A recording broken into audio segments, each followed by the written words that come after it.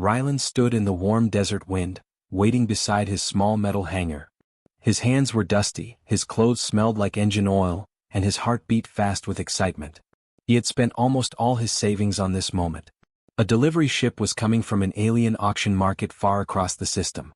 He thought he had bought a tiny old Shenzhou Prime Excavator Spaceship, the kind used for digging minerals on small moons. It was supposed to be simple, cheap, and half-broken. That was fine for him. He liked fixing things. But as he waited, he felt a strange worry growing inside. The seller never answered questions clearly. The listing had blurry images. Still, Ryland hoped for the best. He needed a ship to start his small business, and this was the only one he could afford. A sudden deep hum rolled across the sky. Ryland looked up and shielded his eyes. A silver delivery craft slowly descended, its landing jets kicking waves of dust in every direction. The ground trembled under his boots. He smiled nervously. This was it. After months of planning, something real was finally happening. The delivery ship touched down with a soft thud. Its ramp opened and cool air rushed out in a hiss. Ryland stepped forward, expecting to see a small mining ship rolled out on a hover cart. But nothing came. Instead, the ramp stayed still for a long moment. Then he heard a faint metallic clicking sound coming from inside. Soft, quick, almost like footsteps. Ryland frowned. "Hello? I'm here for the delivery." No one answered. Then something moved in the shadows. A shape stepped into the light, a small creature made of polished metal plates. It had 4 thin legs, glowing blue lines running across its body, and a rounded head with 2 bright lenses like eyes. It looked like a mix between a mining drone and a small animal. It stood still, scanning him. Ryland froze. What are you?" The creature tilted its head. A static-filled voice came from somewhere inside it. "Unit, Navax 7. Shenzhou Prime Excavation Model. Activation incomplete." Ryland blinked hard. "You're not a ship." The creature twitched as if confused. Statement unclear. "I am Shenzhou Prime Excavator, Compact Class." Ryland rubbed his forehead. He looked at the creature again. It was small, maybe half his height. It was alive, or at least acting alive. And it wasn't a ship at all. It had legs. It had a voice. It was sentient? The seller didn't mention anything like this. "This can't be right," he whispered. The creature's eyes glowed brighter. "Delivery confirmed. Registered buyer, Ryland, or ownership transferred." Ryland felt his stomach twist. He had bought this thing. Accidentally. He looked back at the ship crew, but the delivery craft already began closing its ramp. Within seconds, it lifted off and shot into the sky, leaving him alone with the metallic creature. The wind fell silent. Ryland took a slow step back. "Okay, so you're an excavator?" "Yes," the creature answered softly. "I am designed for mineral detection, soil cutting, microdrill tunneling. My body doubles as a mobile mining vessel." Ryland watched it closely. It did have small thruster vents on its sides as if it could hover. Tiny tools were folded into its body like hidden compartments. "I thought I bought a mini ship," he said. "You did," Navax replied. "I am the ship." Ryland let out a long breath. Somehow he wasn't angry. He was shocked, yes, but also amazed. He had expected a rusty old spaceship. Instead, he got something rare, maybe even forbidden. A living machine that could dig, scan, move, and think. He knelt down slowly. "Are you hurt?" "You said activation is incomplete." The creature's lenses flickered. "My memory files are damaged. My power core is unstable. Some systems are locked. I require repairs." Ryland smiled a little. Fixing things was something he understood. "I can repair machines. Come inside." The creature hesitated. "You are not afraid?" "A little," he admitted. "But I want to help." Navax stepped toward him with quiet, careful movements. Its metal feet left tiny prints in the sand. When it entered the hangar, its lenses scanned every corner, mapping the space with precision. Ryland walked to his workbench and grabbed a scanner. "Let me check your systems." Navax bowed its head respectfully. Permission granted. He began scanning the creature's side. The readings came up strange, layers of alien tech he had never seen before. Energy pulses that looked too advanced for a simple mining unit. Something inside Navax hummed softly, like a heartbeat made of light. "You're not normal," Ryland whispered. "I am different," Navax replied. "Not by choice." The room grew quiet. Ryland understood there was a story hidden inside this machine, one it could not remember yet. He checked a power port and connected a stabilizer. Navax relaxed as the energy flow steadied. You repair with gentle hands? Navax said softly. Rylan laughed. You talk a lot for an excavator. You listen a lot for a human. They both paused, unsure if that was a joke or not. Then, slowly they both relaxed. The strange tension between them began to fade. Outside, the sun lowered behind the dunes. Long shadows stretched across the sand. Rylan stepped back and looked at the small creature. Well, I guess you're staying with me now. Navax blinked. Statement confirmed. Rylan felt something shift inside him. This wasn't the ship he expected.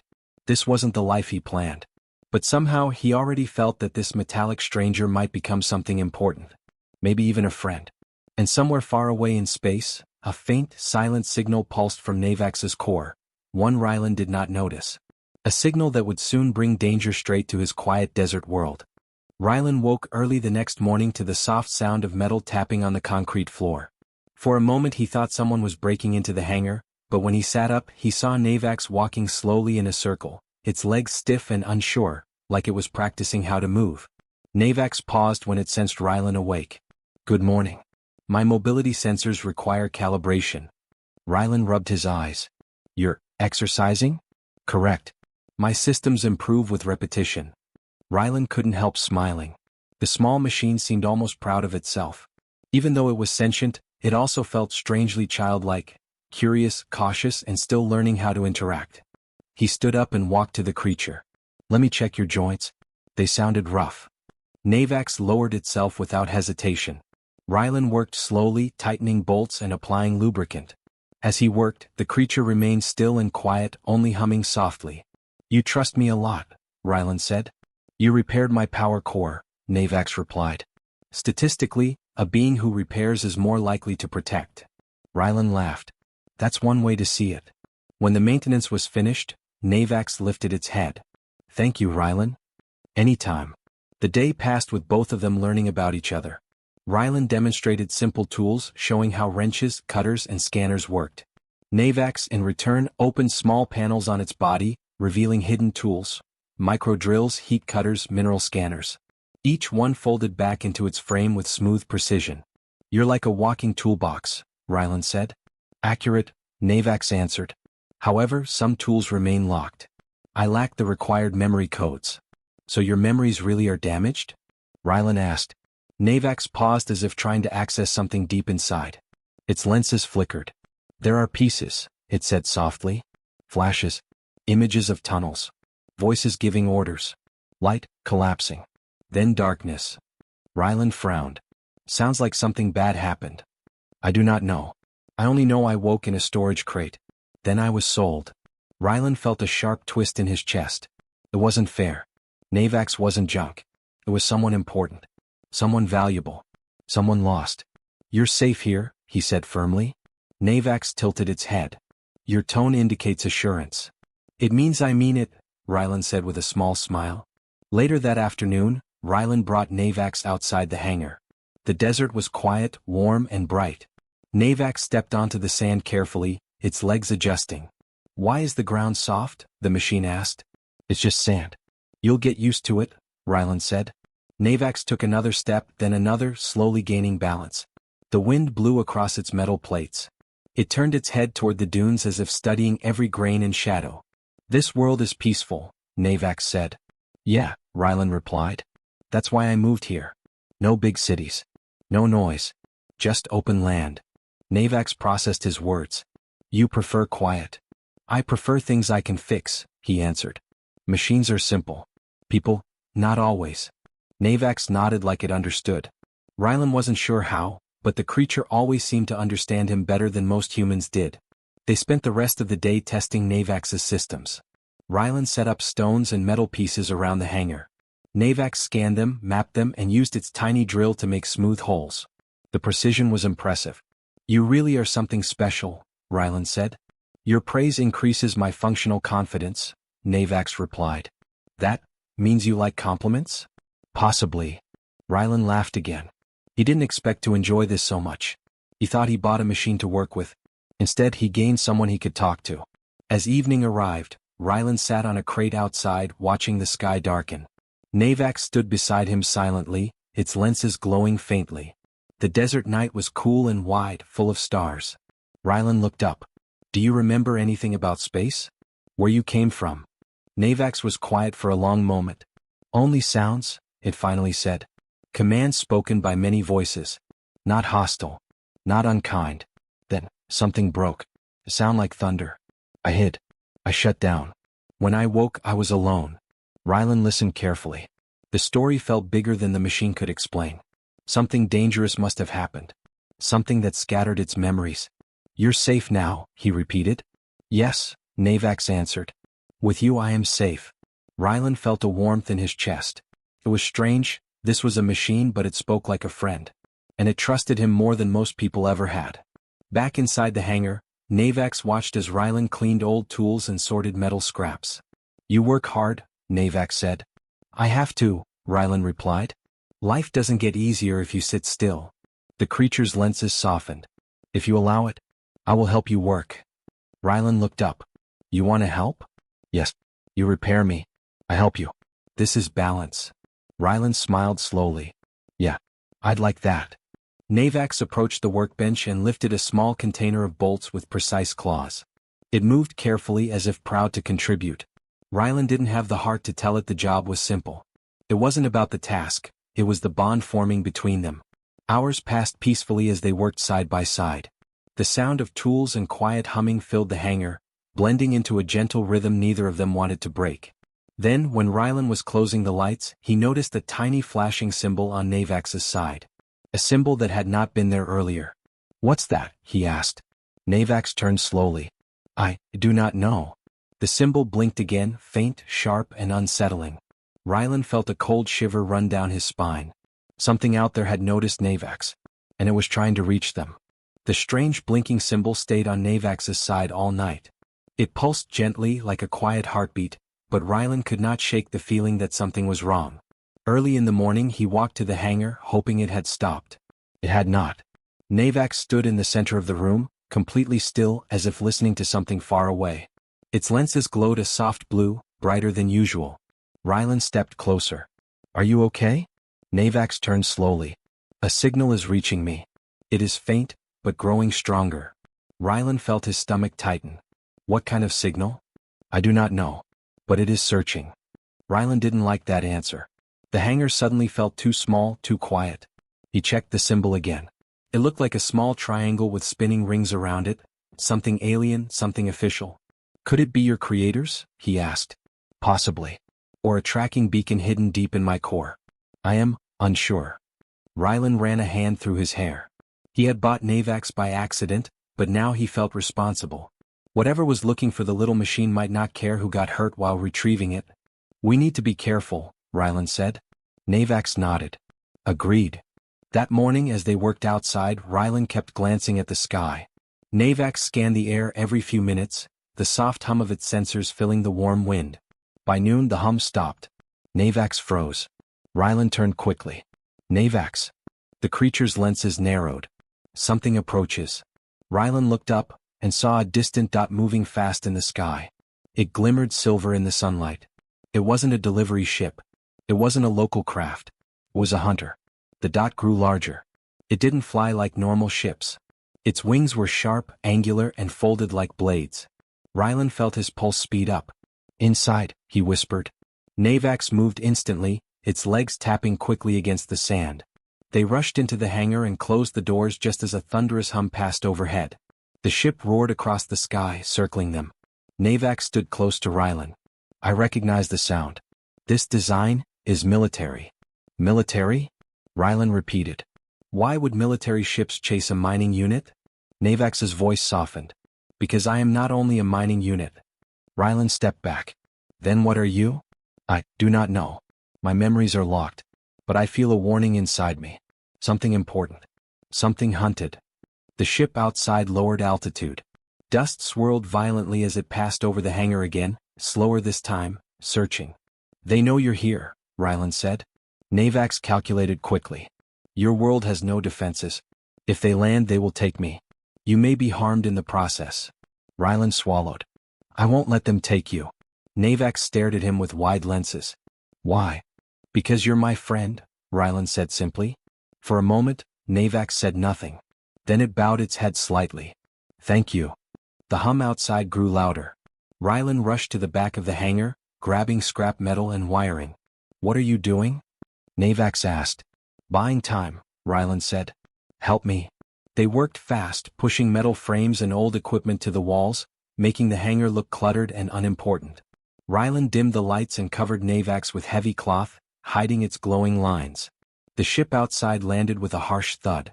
Rylan's heart pounded. He walked to the hangar door and peeked through a small crack. 3 figures stepped out of the sleek silver craft. They wore dark armor with glowing rings similar to the symbol on Navax. Their movements were sharp and controlled, like trained hunters. They scanned the ground with handheld devices. They're tracking your signal, Rylan whispered. Inside the hangar, Navax's body shook slightly. Its lenses flickered in fear. Rylan kept watching. The hunters split into a circle, slowly closing in around the hangar. They will find me, Navax whispered quietly. Not if we move, Rylan said. Back door. Now. They crept toward the rear exit. Rylan opened it slowly, praying the hinges wouldn't squeak. The desert was open and quiet. No hunters in sight. Navax stepped out carefully, its metal feet sinking slightly into the sand. Where will we go? It asked. Anywhere they won't expect, Rylan said. The old canyon. It's deep. They can't scan through the rock. Navax nodded. Lead. I will follow.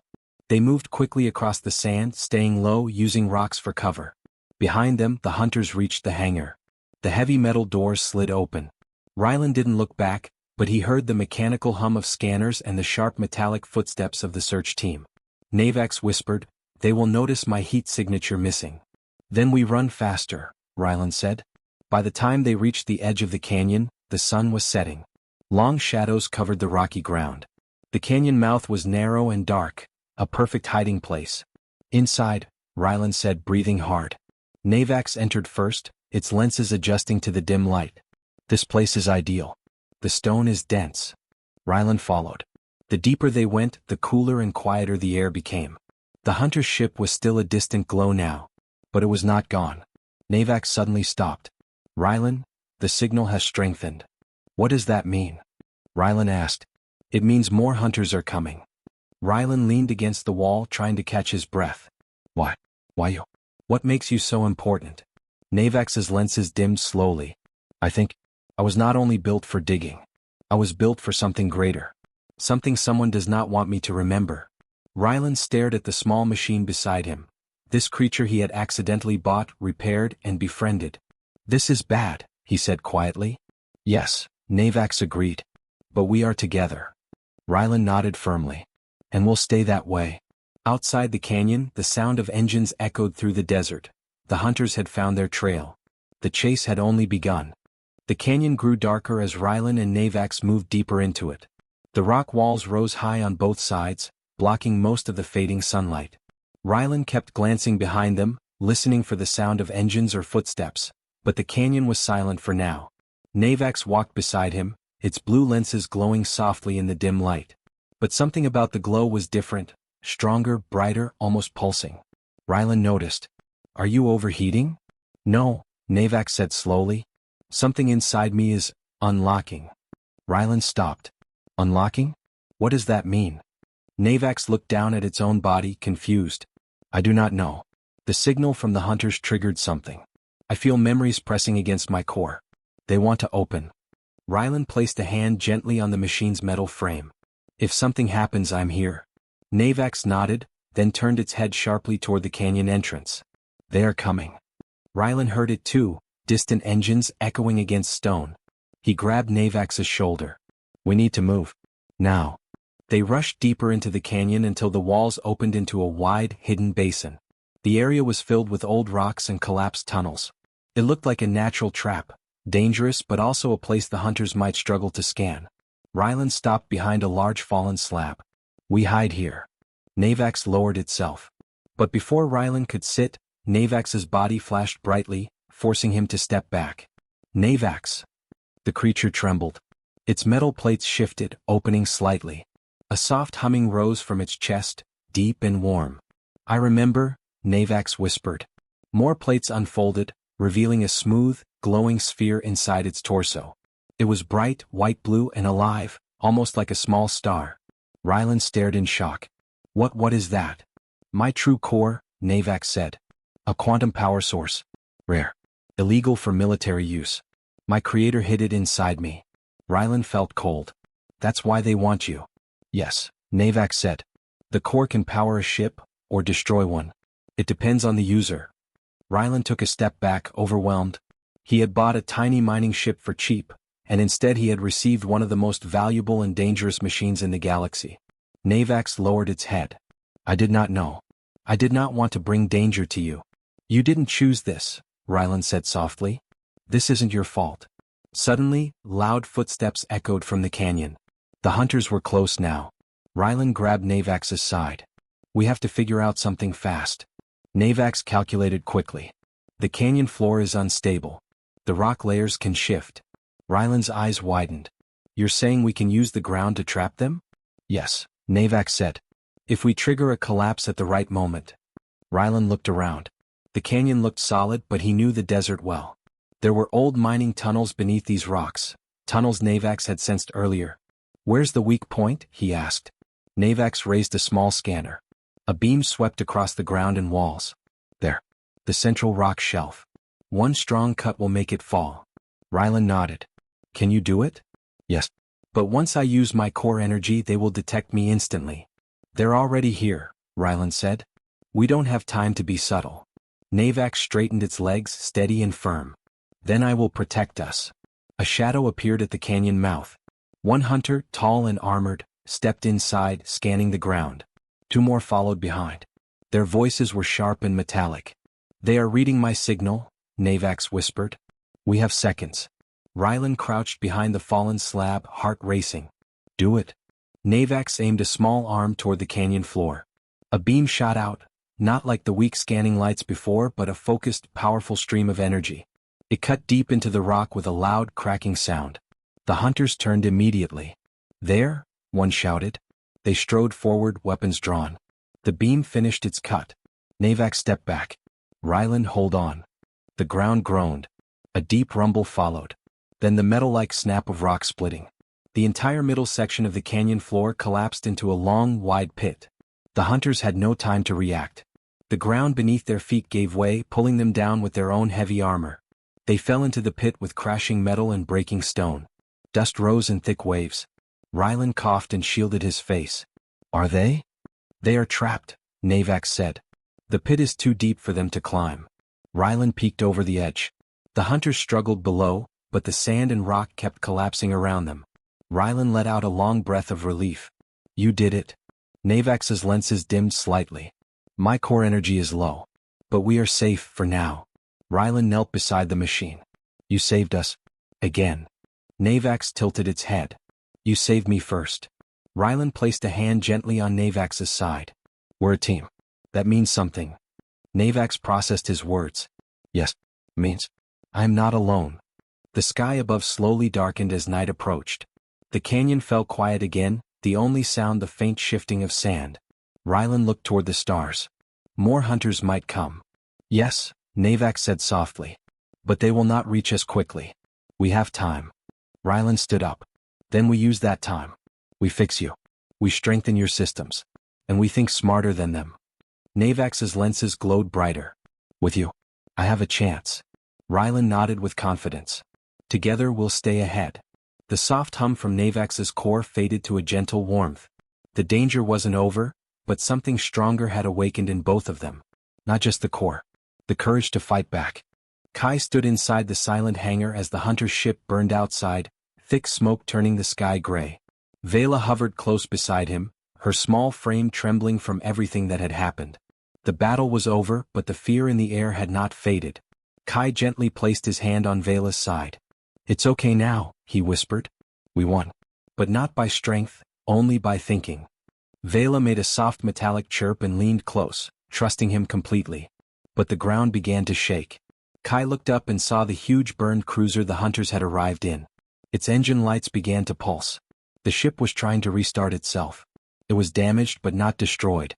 Kai felt his stomach twist. Of course they added emergency restart, he muttered. Why wouldn't they? He grabbed Vela's side panel. We need to move. Now. Vela opened her cockpit and Kai jumped inside. The little excavator ship lifted off the ground with a smooth hum. She wasn't built for real combat, but she was fast, small, light, and powered by a core the galaxy had forgotten existed. The enemy cruiser rose slowly, sparks flicking off its hull. Then its guns turned toward the hangar where Kai had been moments earlier. They really want you, Kai said as he buckled himself in. Well, too bad. The cruiser fired. The blast hit the ground below them, shaking Vela as she darted upward. Kai gripped the controls tightly. Vela wasn't meant for dogfights, but she moved like a small bird, dodging, darting, weaving through the smoke-filled sky. The hunter's ship fired again, but the shot missed. Kai breathed fast, his brain racing. We can't outrun them. Not forever. So we end this smart. He looked at Vela's console, at the strange icons he'd learned to read across the past few days. Vela, go full core sync. The cockpit lights glowed from blue to white. Vela made a nervous chirping sound as if asking if he was sure. I trust you, Kai whispered. Do it. A soft hum filled the ship. Kai felt a tingle in his fingers as the core linked with him again. His thoughts grew sharper. His reactions faster. His mind clearer. The hunter's ship was powerful, huge firepower, thick armor. But it was also slow and built like a wall. Kai and Vela were small. Small meant fast. And fast meant free. Kai pulled the controls sharply. Vela twisted through the sky in a perfect spin, moving closer to the cruiser, not farther. The hunters fired again, confused. Their shot narrowly missed, passing behind Vela like a streak of red lightning. Kai smiled. You don't know humans. He guided Vela straight under the cruiser's belly, right toward the huge engine vents. The place the hunters thought no small ship would dare approach. The cruiser tried to turn, but it couldn't rotate fast enough. Kai opened Vela's undercarriage panel. Inside it, not a weapon, but a tool. The old mining laser. Weak for battle. Perfect for engineering. Kai steadied his breath. Now. Vela fired the laser into the engine stabilizer ring. The beam wasn't strong, but it didn't need to be strong. It only needed to cut one little internal cable. One that the hunters would never expect anyone to hit at this angle. The stabilizer failed. The cruiser jerked, engines sparking wildly. Kai and Vela shot away from it as fast as they could. The cruiser tried to keep flying, but instead it spun out. Smoke burst from its engines. Fire erupted across its wings. The huge ship spiraled, lost control, and crashed into the empty dunes with a deep roar that rolled across the desert. Silence followed. Kai landed Vela gently on a nearby cliff and stepped out. The wind blew across his face, warm and calm. He watched small fires burn on the cruiser's broken hull below. We did it, he said softly. Vela nudged him with her metallic head, almost like a small animal seeking comfort. Kai rested his forehead gently against her. You're not a broken tool. You're not trash. You're smart. You're loyal. And you're alive. Vela chirped, a sound full of warmth. Then the sand behind them shifted. An old drone rolled forward, the delivery drone that had brought Vela to him days ago. Kai blinked in surprise. You're back. The drone projected a message into the air. Congratulations, you have activated an extinct Shenzhou Prime AI core. Human users with high sync rates qualify for special status. Kai stared. Special status? Like what? Another line appeared. You are now the official guardian of Vela. Kai felt a warmth spread in his chest. He looked at the little ship beside him. Vela chirped once more and leaned against him. A final message appeared. Humans are strange. But sometimes, they are exactly what is needed. Kai laughed under his breath. Yeah, I guess so. He climbed back into Vela's cockpit. Come on, he whispered, smiling softly. Let's go home. Vela lifted off the cliff, her core glowing bright, not with power alone but with trust. And together they flew toward the rising sun.